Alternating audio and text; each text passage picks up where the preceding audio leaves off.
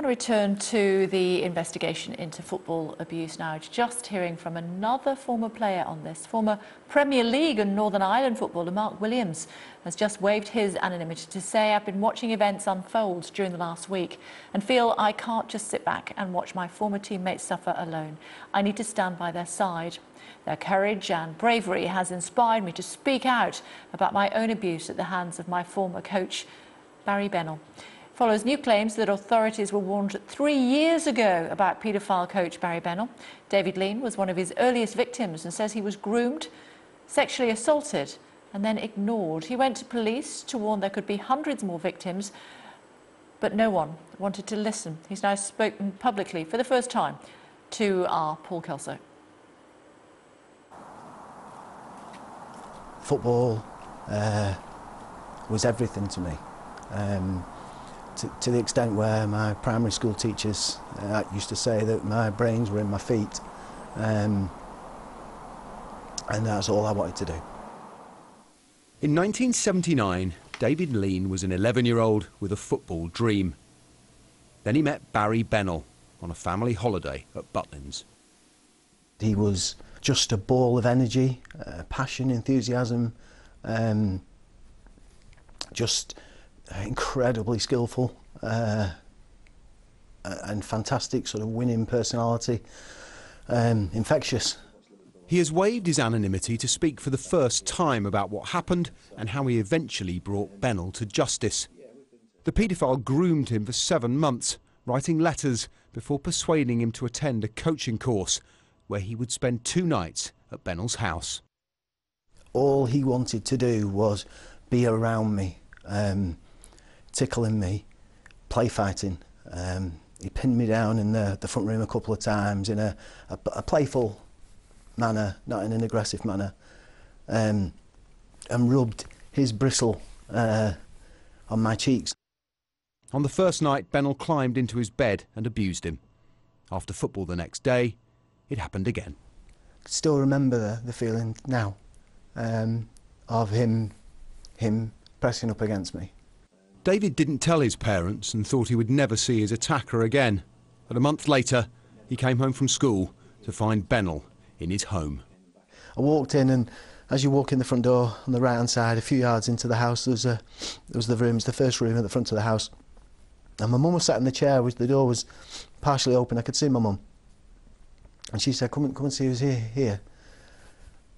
And I just bounded into the room because I was expecting some auntie or, you know, my grandma. And he was sat there with a lady, and she looked of similar age, I don't know, and to me, he's in my house now, and I didn't understand why there was a woman with him, because he must be gay. I was terrified. I wouldn't go anywhere near him. I thought he'll only be here a while, he'll go very shortly. And then my mum, as she would do, said, "Why don't you take Barry up to your bedroom and go and show me trophies?"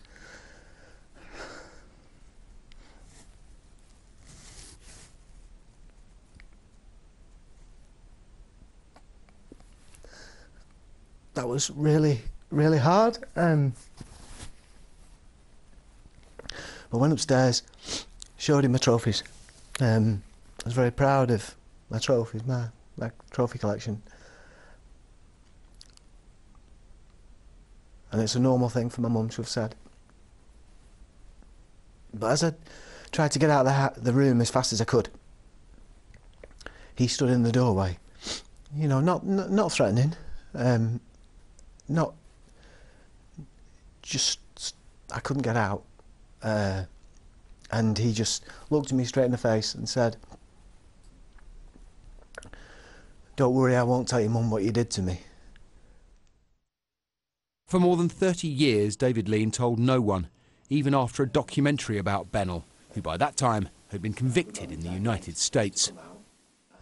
And there'd been a programme, it was on the telly, and my mum asked, you know, are you sure nothing happened, everything was fine with yourself? And I said, yeah, no, it's fine, Mum, it was fine. And she said,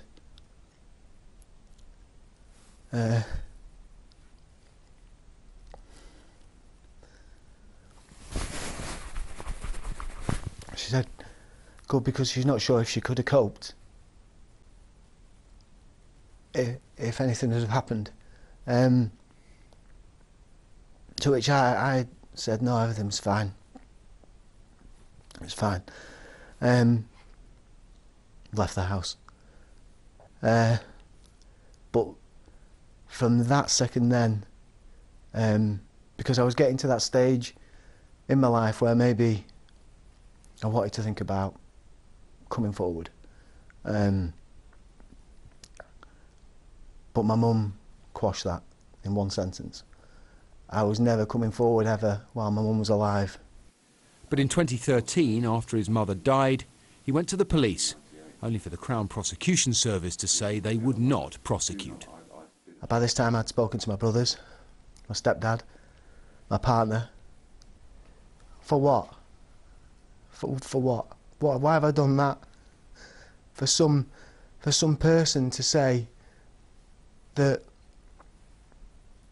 you know, I'm not in the public interest, and it just like rips your heart out. At a meeting, he told the police and the CPS there were hundreds of victims. He wasn't stopped until 94, 95, something in America. He was running junior football teams and obviously working in a home, children's home. There was always going to be more.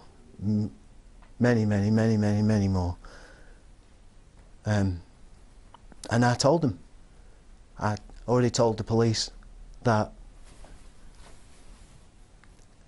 there was hundreds. And no one wanted to listen. Lean appealed to the Child Sexual Abuse Review Panel and Bennell was charged and pleaded guilty. When Lean came to read his victim's statement at the sentencing hearing, however, having asked for anonymity, they came face to face. He was sat right in front of me. 2 yards away from me. I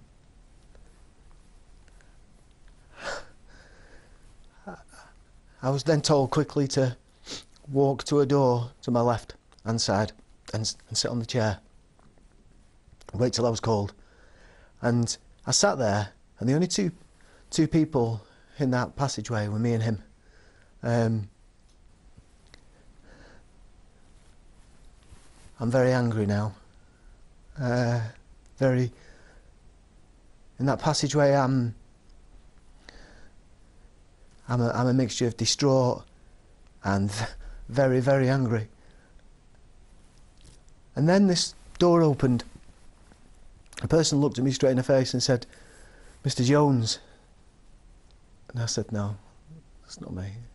And he said, "Mr. Richard Jones." I said, "That's not me. That's the name he's going under." At which stage he must have heard the gentleman, and he came to have a full-length conversation, sort of thing, about, and he stood where the table is, as I'm here. He's close enough to touch. I never wanted to see him again. Now I've just got his face, his current appearance, if you will. He's there all the time. The extent of child abuse in football is becoming clear. David Lean spent 3 years at Preston North End and played against other victims, including England forwards David White and Paul Stewart. Like them, He hopes his story helps others. I am angry because, you know, I started this process and nobody would listen to me, and a footballer comes forward and everybody listens. But at the same time, I'm ecstatic that he's going to get what he deserves now, and everybody who's coming forward is being, you know, he's been very, very brave. So, you know, but hopefully it won't just be in football. You know, hopefully it will be anybody who's been abused out there will now feel the strength, and hopefully they'll understand that the public interest is going to be in their favour now. In 2 weeks, Lean will marry his partner, Teresa. He is among many victims, but thanks to his bravery and determination, one of the very few who has got justice. Paul Kelso, Sky News. We're just hearing from Cambridgeshire Police. They are telling us that they're now the 6th force to be looking into historical child sex abuse allegations, having been alerted by the NSPCC. Good evening and welcome to the BBC's News at 6. Within the last hour, the former youth football coach Barry Bennell has been charged with 8 offences of sexual assault against a boy under the age of 14. He's due to appear before magistrates in Cheshire next month. The charges come after more than 20 former youth players waived their right to anonymity to say they were abused by football coaches as children. The chairman of the Football Association has said his organisation is facing one of the biggest crises in its history. Our sports editor Dan Rowan has more details. Former football youth team coach Barry Bennell tonight charged with 8 offences of sexual assault against a boy under the age of 14 in the 1980s. The latest development in a story that shocked the sport. Here at Wembley, they're no strangers to controversy. But this is about more than football. It's left lives ruined. The FA chairman telling me today he was under no illusions over the sport's sex abuse scandal.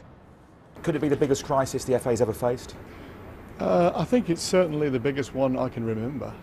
I think the moral consequences of failing to deal with some of these issues in the past we must get to the bottom of. So we believe we're doing as much as we can to make sure that we step up to the mark and are in a position to able to disclose everything that happened. These are just some of the former players who have come forward to say they were victims of sex abuse. The FA and several clubs are conducting their own inquiries, but many want to know why it's taken until now. I don't know if there's a covered up or not. I really don't know. I suspect that, like many big problems, people aren't drawn towards them. But in the 1990s, society was sleepwalking, and we were part of that problem. Hello, you're through to the NSPCC. An NSPCC helpline set up with the FA has now received more than 250 calls. Meanwhile, 7 police forces are now investigating reports of abuse against an unknown number of perpetrators. And this afternoon, the scandal was discussed in Parliament. Today, my honourable friend, the Minister for Sport, will write to all national governing bodies to ask them to redouble their efforts in protecting children that play their sports. 2 weeks after this scandal began, the FA here at Wembley are desperately trying to get a grip of a crisis that threatens to spiral out of control. The governing body all too aware of the seriousness of the potential consequences. Is the threat of big payouts, compensation, something which worries you? It always worries me because every pound we pay out in compensation is a pound we won't put into an artificial grass pitch in a deprived community across the UK. Do you expect to be paying out some compensation? I don't know the answer to that question, because what we're trying to do is to get the facts, release the facts and accept the consequences of those facts. Bennell has now been discharged from this Hertfordshire hospital after being found unconscious on Friday night in what police called a fear for welfare incident. He'll appear at South Cheshire Magistrates Court next month. Dan Rowan, BBC News. Coach Barry Bennell has tonight been charged with 8 child sex offences against a young boy allegedly dating back more than 30 years. It comes as the Football Association begins its own inquiry into the growing claims of historical sex abuse in youth football, calling it the worst scandal in its history. Here's our sports correspondent, Kamian Zeram. 62-year-old Barry Bennell was a football coach with links to clubs across the Midlands and North West. He's been charged with sexually assaulting a 14-year-old boy between the years of 1981 and 1985. The CPS says it's the result of fresh evidence received from Cheshire Police back in September.